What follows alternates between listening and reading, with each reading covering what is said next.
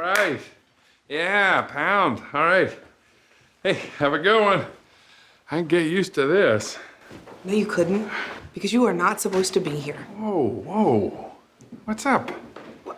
I take this place seriously, and you were acting like a total ass. Wow, okay.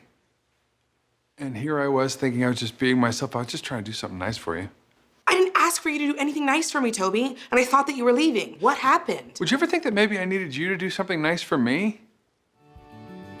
First of all, Toby barges in right in the middle of class, and here he is, the humor, you know, always trying to, you know, be funny and mull over what's really going on sometimes. But she's like, no, I'm taking this seriously. And I thought I told you that when you already came to the camp and you said you were gonna leave, but you stayed, and now you're in full workout gear with some light up shoes. Like, you're not taking this seriously. If you don't take this seriously and something that's important to me, do you not take our relationship seriously? And then I think it becomes the anger, which is really masked, you know, the fear is masked into anger or turned into anger. And then when he's like, oh, well, I really just came here to give you this. And of course, it's this beautiful engagement ring that was his grandmother's. And it's like, oh, so now I'm the jerk? Now Kate's the jerk? And, you know, it's heartbreaking because that is romantic and beautiful and wonderful. I think it has to do with what you're saying, though, also with both of your characters I think they're probably so vulnerable. And in different ways they've masked and hidden and one of the places where you guys, both of these characters and as actors are so great is this repartee. You guys are really good and the characters with each other as long as it's on that level.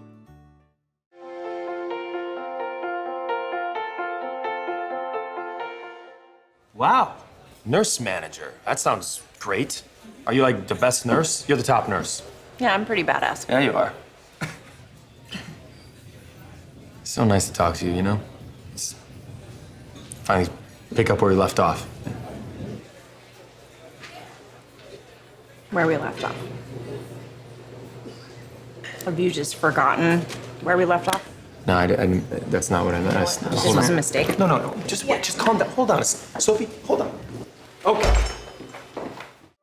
We're telling a story about, you know, their first date and the first thing they had together and all of that kind of stuff. And I think she kind of falls into that, you know, sort of, you know, remembering what it was like to be with him and how great it was. And then he brings up we just pick up where we left off.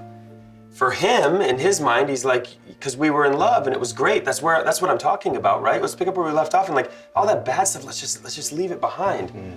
And for her, of course, it's just like, well, you know, you can't do that. That's not the way the world spins. And so then he's left to sort of pick up the pieces and things like that. But I think in his mind, you know, he's just where he left off and with her. Because he's just now realized it again, was that it was the love of his life, and he can't wait to get her back. And now it feels comfortable and it feels nice, and it's something that he's, you know, been wanting forever, and now he finally has it, and he's finally smart enough to realize it. And there's just a lot of repair work to do, you know, as is a lot of times in relationships. Do you think? Because I think one of the things that's always so interesting about what you do is that the character's capable of moments of real depth. Sure. But he doesn't seem to be able to sustain them. It's not necessarily where he wants to live. The dots, right. But I don't know quite how you do it.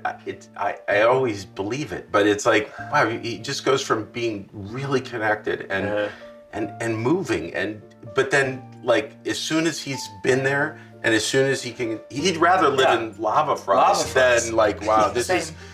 You know, and that's interesting.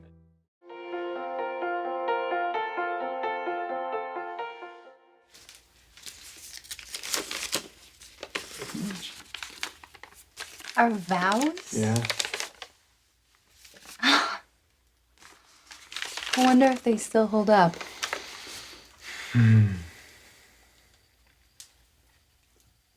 Rebecca, saying I do means saying I will. I will love you today and every day for the rest of my life. Jack and Rebecca, I mean, they have some of the most beautiful television love and relationship that I've seen that I obviously am partial to, but also, you know, we know a bit about Jack's father and his upbringing. And I think that he tries so hard to not be his father, and that he wants to be a good man in all accounts, in every capacity. And so that definitely trickles down into, you know, the big three. And Yeah, for me, especially because the kids don't have the same perspective that our audience has of that marriage. Right. They were very protective of making sure the kids didn't hear certain things, I'm sure. And the kids' idea of their parents' marriage, at least in my mind, yeah, is that it was a perfect marriage. There are a couple of events. I mean, we've certainly teased that Jack isn't alive anymore. Right. We begin right after, you know, we see we see 114 and we see the idealized, not the idealized, we see a very romantic conclusion to that episode and how important preserving their marriage is, especially now that they have seen what happens to their best friends whose marriage didn't work. We will begin to see as we move into the last few episodes of the season that in fact we haven't seen the whole story of Jack and Rebecca's marriage